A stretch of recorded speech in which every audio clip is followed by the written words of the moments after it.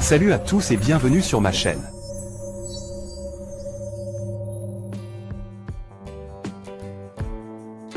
Aujourd'hui, je vais vous montrer pas à pas comment créer un point de restauration système pour pouvoir revenir en arrière en cas de problème sur votre PC.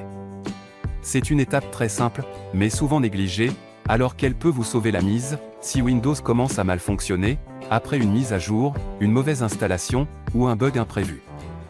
Pour commencer, je vais entrer dans cette barre de recherche et commencer à taper « Panneau de configuration ».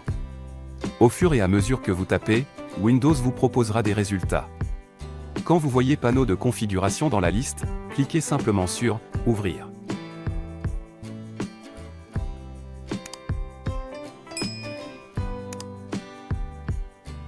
Cela va vous amener à une fenêtre classique que beaucoup connaissent déjà. Une fois dans le panneau de configuration, cherchez l'option « Système » et cliquez dessus. Vous accédez ici aux informations principales de votre ordinateur, comme le nom de l'ordinateur, la version de Windows et d'autres détails. Sur la gauche, ou parfois en bas, selon les versions, vous trouverez un lien qui s'appelle « Paramètres système avancés ». Cliquez dessus. Cela va ouvrir une nouvelle fenêtre appelée « Propriétés système ». Dans la fenêtre Propriétés système, vous allez voir plusieurs onglets en haut. Cliquez sur celui qui s'appelle « Protection du système ». C'est ici que tout se passe.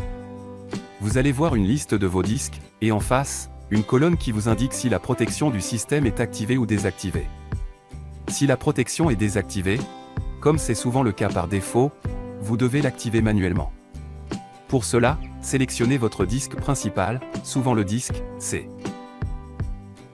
Après cela, cliquez sur « Configurer ». Dans cette nouvelle fenêtre, cochez l'option « Activer la protection du système ». Je vous conseille aussi de réserver un peu d'espace disque, par exemple 5 à 10%, pour stocker les points de restauration. Après cela, cliquez sur le bouton « Appliquer ». Ensuite, cliquez sur « OK ». Voilà, votre système est maintenant prêt à créer des points de restauration automatiquement ou manuellement.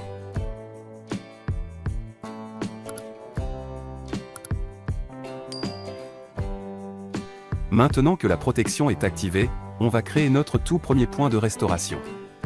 Cliquez sur le bouton « Créer » en bas à droite de la fenêtre. Une boîte de dialogue s'ouvre et vous demande un nom pour le point de restauration.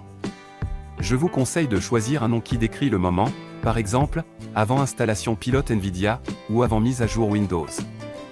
Je vais écrire Windows 11. Cela vous permettra de vous y retrouver facilement plus tard. Une fois ceci fait, appuyez sur le bouton Créer. Windows va créer une sauvegarde de l'état actuel du système.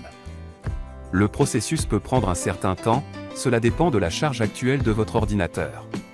Quand le point de restauration est créé, un message de confirmation s'affiche. Il vous suffit alors de cliquer sur « Fermer ».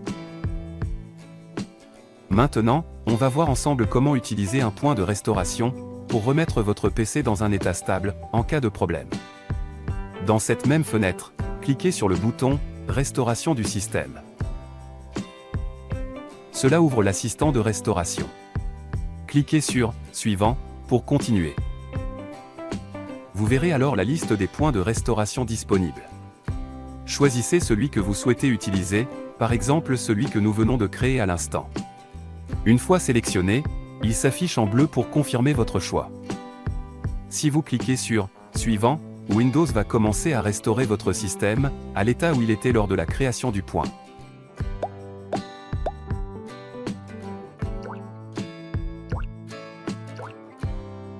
Dans ce tutoriel, je ne vais pas lancer la restauration complète, car ce n'est pas nécessaire dans mon cas. Mais si vous rencontrez un problème sur votre PC, n'hésitez pas à suivre la procédure jusqu'à la fin. Aucun fichier personnel ne sera supprimé, mais certains programmes, ou pilotes installés après la création de ce point, pourront être désinstallés. Et voilà, vous savez maintenant comment créer un point de restauration, et revenir en arrière en cas de souci sur Windows 11.